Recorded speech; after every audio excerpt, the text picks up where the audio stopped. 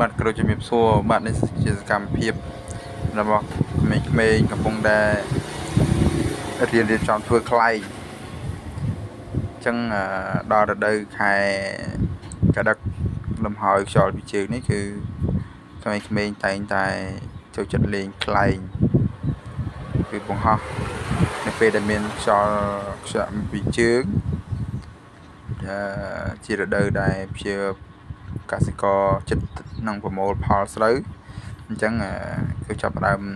មានការលេងខ្លែងអញ្ចឹងនេះគឺជាសកម្មភាព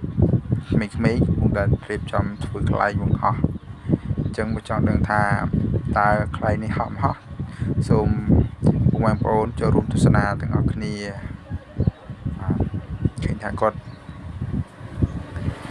កំពុងតែរៀបចំចងខ្សែចងអីហើយបាទ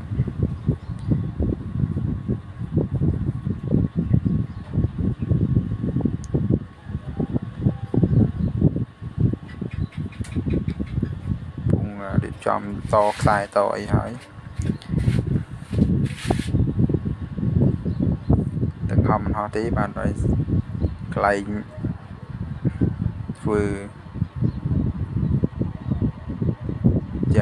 យ៉ាងយកចិត្តទុកដាក់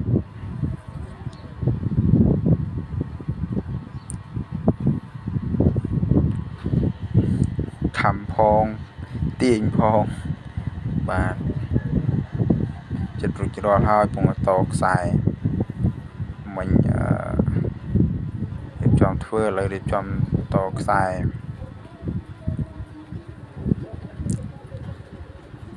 ទីទៀតនឹងបង្ហោះឲ្យពុកម៉ែបងប្អូនបានទស្សនាការបង្ហោះខ្លែង